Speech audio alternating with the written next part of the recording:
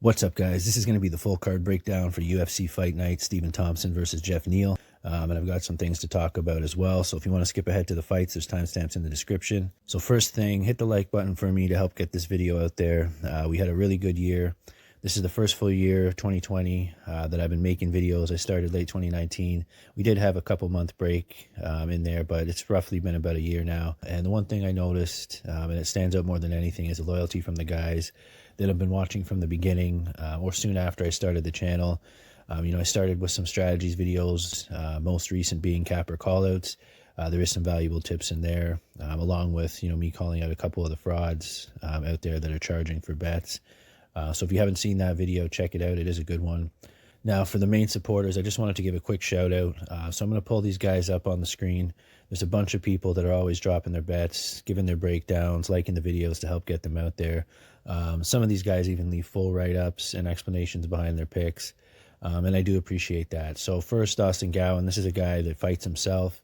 He knows the sport well. He's had a really good year betting, so look out for his picks. He's always got a good rundown of bets. 8 Shy, he's always coming with solid write-ups, whether we agree or not, really in-depth breakdowns. Will Wong Sales has some good bets as well. Daniel Donahue, my man Joe, Dell, Jake, Quincy Pinola, Lee Dosis, and a couple of these guys have their own channels. So MMA Hoodie used to post as Mayor Saidi, just started up his a couple weeks ago. He supported my channel, left big breakdowns. Maybe we'll get a couple of those in the comments today, but I wanted to return the favor. So shout out to MMA Hoodie. Also, eBay's Fight Picks. This guy is someone I support because, he really does it for the love of the sport. He was under 20 subs for a long time. He kept going, never cared about the numbers, and eventually put some structure into his videos. He went from 20 to over 300 in a few months. So shout out to eBay, and check those guys out. So big shout out to everybody who's been supporting. And it's not something that I do that often, right? I was doing the weekly winners. A lot of these guys would pop up, every week. So I just wanted to give those guys a shout out. So originally I started this thing because I was annoyed by the channels that swept all their bad picks and bets under the rug. The weeks where they did win, they'd act like they're the best in the world, erase the comments from the guys that were telling them, the right picks or breakdowns. I've consistently won money every quarter for the past 6 years. This year was no different. I did things a bit different with the profits this year. I actually put some money into the stock market when everything crashed.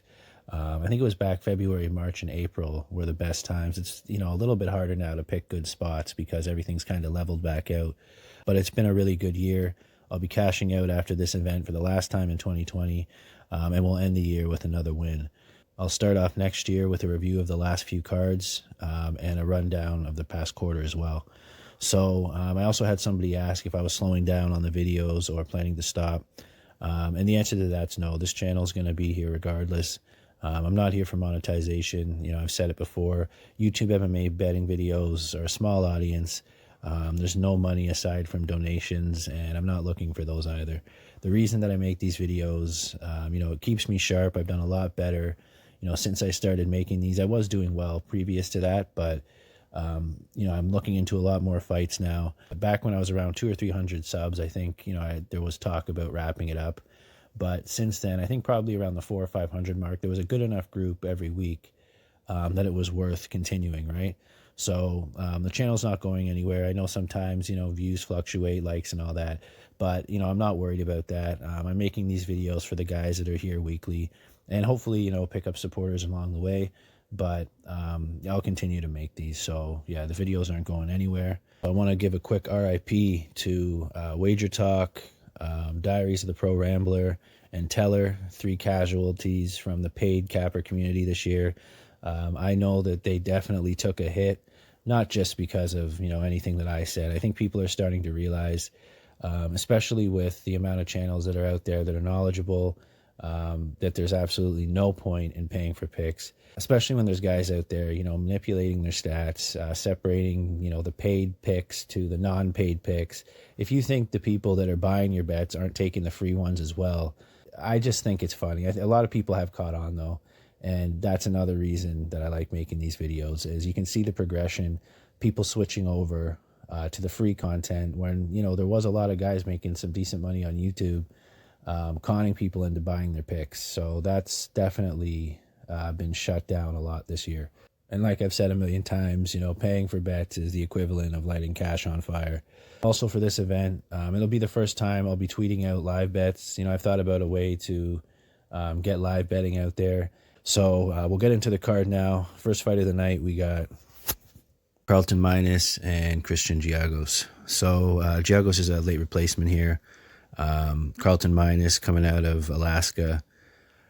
So I do think that Giagos has an advantage here with the grappling. The only issue is, he's had a decent layoff and it is short notice. So aside from that, like if this was regular circumstances, he's been active and he had a full camp, it would be a no-brainer. But even still, I like Giagos here to get the W. I haven't seen the price yet. Potential parlay option. Carlton Minus making his debut could be an issue. A lot of fighters don't perform up to the caliber that they normally would. So issues on both sides here, but definitely going to go with the experience of Giagos to get it done. I think he'll use his wrestling. Might be a boring fight, but I'm going to say Giagos by decision in that one. Then we got Jimmy Flick and Cody Durden. I think this fight was supposed to happen a couple weeks ago. Jimmy Flick, going back to his performance in LFA, I think it was the fight before last. He looked really good in that fight, follows it up with Winn in his debut. He's a guy who his lifelong dream was to be in the UFC. He's made it there now. He's definitely going to be taking it really serious. This has the potential to be a good fight, more of a grappler versus striker situation here. Cody does have the potential to get it to the ground, but I think in that situation, Jimmy Flick has the advantage and can basically lock up a sub from anywhere. I like him in this fight to get it done by submission. And, I don't really know if it's worth a bet or not. I think the line's pretty accurate. Not interested in a prop because I could see this one go in the distance as well. But it could be a good live bet. I mean, if Jimmy Flick gets the first round convincingly, and the price is still roughly where it's at, because what will happen is, if Cody Durden tags him a couple of times, but Flick still edges it with the grappling, or at least in your mind, right? Of course, you have to score the fight yourself, but if you think Flick took the first round and the price hasn't changed very much, which does happen more times than you'd expect, I would then maybe take a shot on Jimmy Flick. But I wouldn't, like I said, touch any of the props or Flick by submission, anything like that. But I will say Flick by submission in the first round. Then we got Tefon. I'm not even going to butcher the last name, against Jamie Pickett. So, Pickett's a guy that I wasn't overly impressed with. I mean, he did surprise me in his last fight on Contender Series. But previous to that, I just didn't know why they kept bringing him back. In this fight, he does have the experience advantage. A lot of times when people are heavy on the guy coming in with power in his hands and has had some serious knockouts, a more experienced fighter can kind of pull off a boring win. I'm still going to go with Tefon here to get it done by TKO in the first or second round. But at the same time, seeing this go to a decision and it being a toss-up as to who gets it is definitely possible. When you're this early in your career, I think he has a total of, 6 or 7 fights. If you don't get that big shot, you start to get tired. It's possible that Pickett could come in and take over late. So I'm going to go with Tefon, like I said, but both of these guys are early in their career and anything can happen. Then we got Winn and Antonio Arroyo. So this is going to be a bet. I did bet on Antonio Arroyo. I actually had him parlayed up with one of the more heavy favorites on one of the recent cards, so I'm just waiting on him to come through. But at the same time, I don't think the line's that bad for a straight bet. I mean, I guess you could call it accurate, but at the same time, he's going to have a big size advantage. Winn should definitely be fighting a weight class below where he's at now, at least a weight class below. And I think Arroyo, if he fights smart, he should be able to pick up the win here. So even betting him straight now, I don't think it's a bad bet. I'm sure the line's been beat up since I last looked at it. But I do like Arroyo here. If you're looking for a parlay option, a lot of people still like to bet the odds that are, even getting closer to plus money in parlays. Me personally, anything over, minus 140, or even sometimes I'll go to minus 200 if I like the odds on straight bets. I don't like to parlay up numbers like that, but like I said, some people like that risk to reward, and whether you do it straight or put it in a parlay, I like Arroyo on that one. So I'm going to say Antonio Arroyo by decision. Then we got Penny Kianzad and Sajara Eubanks. So another interesting fight here. I think Penny, she's really good on the feet. She has impressed me in a couple of her fights. But Sajara Eubanks, same thing. I mean, people write her off in a lot of her fights. She did lose to Vera, but the win over Julia Avila and Sarah Moraes, well, I guess, a lot of people probably thought she would take out Moraes, but Julia Avila, nobody thought she was going to win that fight, and she did it impressively. Vera, another impressive opponent, but I think in this fight, especially with the size being similar, I'm just going to check it out real quick. Yeah, so height-wise, she is smaller, so she's got a 3-inch height disadvantage, but the reach is, she actually has an inch advantage there.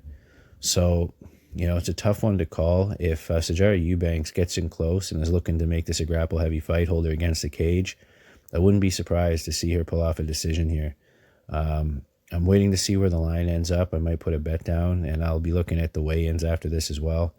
But I don't write off Sajara Eubanks. Like I said, especially the way she's looked in some of her more recent fights. I think she's training really hard. She's showing some improvements. And I'm going to actually pick her to win here. I'm going to say Sajara Eubanks gets it done by decision. Then we got Anthony Pettis and Alex Morono.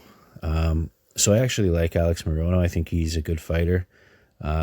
He's won 4 of his last 5. So, it's hard for me to decide whether the UFC is getting behind Morono here to try to give him a boost with a big win over Pettis, or they're trying to give Pettis, an easier win to get him back on track. I think if Morono loses here, even though he has won 4 of his last 5, he could be cut because UFC is looking at about 60 cuts, in the next couple weeks. So he beat Rise McKee. I think that was a win that a lot of people expected. Lost to Chaos Williams. He got blasted early on in that fight. Win over Max Griffin's really impressive. Same with even Zach Otto. I mean, a lot of people don't really rate him, but, he's a tough guy. And then Kanan Song. So he has had some good performances. And this one is going to be a big fight for him. I think Anthony Pettis, though, he's going to be really hungry. He has to get a win here. If he were to lose this fight, it would be rough for his career. I'm actually kind of surprised that he took this fight. Not that Morono doesn't deserve the respect, but I think a lot of people are going to expect him to win, and if he doesn't, I think the criticism for a loss is going to be a lot bigger than any praise would be for a win. So he took the loss to Diego Ferreira and Nate Diaz, previous to his win over Donald Cerrone. The big knockout over Stephen Thompson about a year ago. So he's been active. That's one good thing. Both of these guys have been active. I think this could be a really good fight, maybe even fight of the night potential. I have to go with Anthony Pettis. I lean towards the UFC, looking at him for the win here. But again, they might think that Morono can pick up a big win for his career. So, again, interesting fight. I'm going with Pettis, though, by decision. Then we got Marcin Tybura and Greg Hardy. So this one's kind of hard for me to get a read on. I've seen a lot of both of these guys. I know what to expect, but I don't know how it's going to play out in the cage. I think that Greg Hardy still looks kind of sloppy in there. Marcin Tybura definitely has a big experience advantage, and he has the potential to get the win here. I just think that Greg Hardy's going to be a lot stronger, so if he can kind of avoid the grappling or at least use his strength to stay off his back, he has that path to victory. He could even catch Tybura because there's been a lot of times we've seen Tybura get clipped and, it's a quick night. So there's that path to victory for Hardy that he could go for the kill and get it done. But at the same time, if he gets off balance and ends up on his back, it could be a win for Tybura. Not the best cardio from Hardy. Marcin Tybura might look to grapple, hold him against the cage and try to tire him out. So again, really interesting fight. It's hard for me to pick a winner here. Definitely not interested in a bet. Maybe the over 1.5 might be something to look at. But I'm going to go with Marcin Tybura by decision. Next up, we got Jillian Robertson and Taia Santos. So Jillian Robertson, I'm actually surprised that she's not the favorite in this fight. Taia Santos did look good in her last performance against Molly McCann. I do think Molly McCann is a tough girl, but Jillian Robertson, UFC's put her up against some tough competition. She just got the win over Polyana Botello, and Botello was really hungry for that fight, really confident, bigger than Robertson. Previous to that, she beat Courtney Casey. She took that loss to Macy Barber, and she got kind of blitzed in that fight. She was really disappointed in the way it ended. So, can't take away too much from her there. She beat Sarah Froda and Veronica Macedo previous to that. But when she gets in there and she's had a good camp, she can be dominant. I have underestimated her in a couple spots. And she, like I said, she's a really good grappler. And when she's confident, she can be really dominant. So I'm going to pick her to win here. I'm going to say Jillian Robertson by decision. Next up, we got Marlon Moraes and Rob Font. So this is another really good fight. Has the potential to be a really good fight on the feet. I think that Marlon Moraes early on in the fight, he's really dangerous, especially in the first round. He's clipped a lot of, top 10 guys and won a lot of fights, by knockout. Rob Font, he's a really technical fighter, good on his feet as well. I think a lot of people sleep on him. And in this fight, I think he's going to have a decent advantage as far as the reach goes. So, yeah, he's going to have about 6 inches of reach and a couple inches of height. I really think that if he comes in there prepared and fights smart, that he definitely has the potential to win the fight. Marlon Moraes fades as the fight goes on. I'm sure he's been working on his cardio, and he's going to be looking to make a statement in this fight. But I don't write off Rob Font. I'm actually pretty high on him. I think he's a really good fighter. In his last fight, he beat Ricky Simone. A lot of people didn't think he'd be able to do that. Previous to that, Sergio Pettis. Those are 2 really big wins. And I'm going to pick him to win here as the underdog. I'm going to go with Rob Font to get it done. I'll say by 3rd round TKO, but I could also see this one go into the decision as well. So over 1.5, another potential bet there, depending on what the line looks like. But I do like Rob Font. I'm going to say Font gets it done.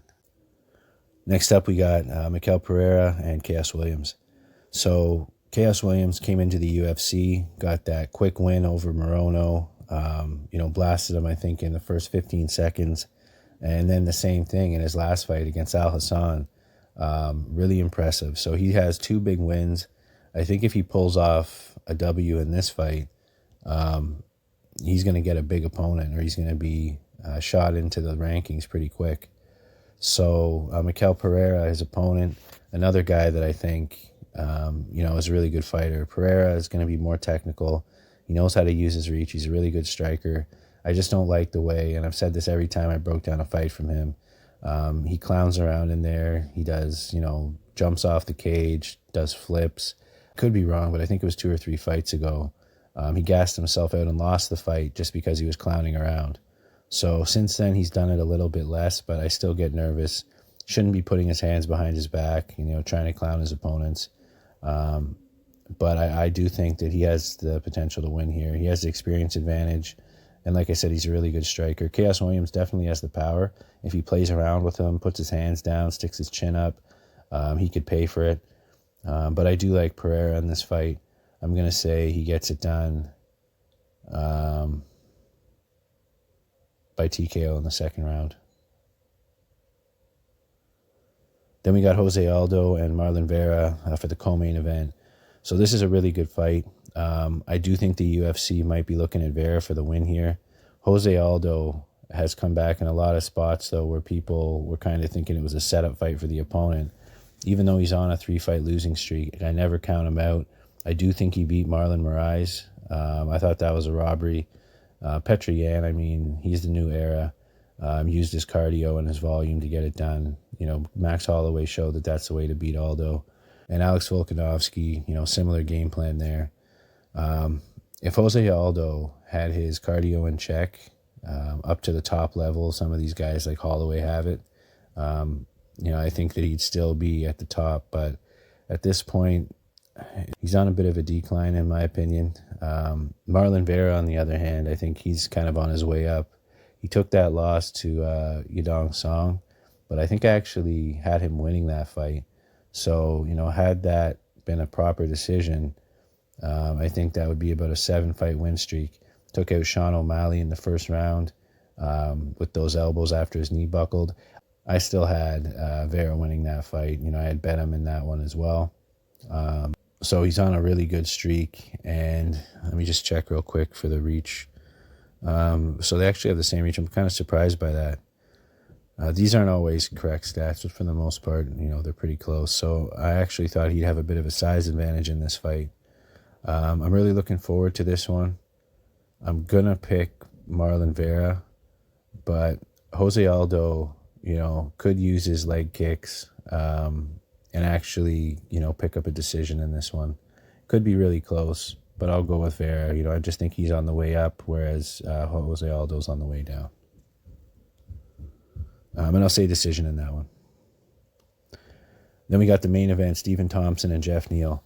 So I think the odds are pretty accurate in this one. I'm actually surprised that Jeff Neal was the underdog as much as he was. I think it was plus 120 or more. I could be wrong, but he was a bit of a dog. And Stephen Thompson getting up there in his career, these guys size-wise, they match up pretty identical. I think they have the same reach, roughly the same height. Fortis MMA has been on fire this year, though. And Jeff Neal, I think he's on, what is it now? Close to a 10-fight win streak. Obliterated Mike Perry with a head kick. Finished Nico Price in the second round. Big win over Bilal Muhammad. So he has some big wins on his record. And I think in this fight, UFC's looking at him for the win. A lot of people like Stephen Thompson. He's a really good point fighter. He's really good with the karate in and out. I have been impressed by him. I picked him to beat Vicente Luque and bet him. I think it went up to pick 'em odds close to the fight. And I remember getting on that one and really recommending that because I thought that Stephen Thompson had a significant advantage over Vicente Luque. But he was knocked out by Pettis before that and even lost to Till. I was expecting him to beat Darren Till. But in this fight, I got to go with Jeff Neal. And I think at the price that he's at, it's not a bad bet. If he's still at dog money, or, I think it was plus 100, close to pick 'em odds, but I already put down a bet on him. But even now, I think that it still should be relatively close to where it was at. So that's going to be another bet. So I'm going to pull the bets up now. And I'm going to say Jeff Neal gets it done by TKO in the second round. So as far as the bets go at the time of making this video, I haven't, wrote them all out. But for straight bets, it's going to be Antonio Arroyo, Jeff Neal, and Jillian Robertson. And parlay options, Christos Giagos will be one of them. Carl Robertson, Anthony Pettis. And I'll have some over-unders as well. So probably a handful of parlay options, some over-unders, and a couple straight bets as well. So we'll end the year with a big win, and then I'll be back for the next card. If there's any smaller promotions, I'll try to get those out as well. I don't have a whole lot going on for the next couple weeks, so I should be able to put out videos for any of the events that there's betting for.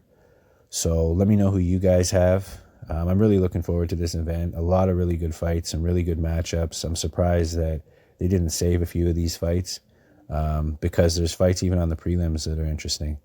So good luck to you guys. We had a really good year, so I appreciate everybody again, and we'll keep it rolling next year. Thanks for watching, and I'll see you on the next one.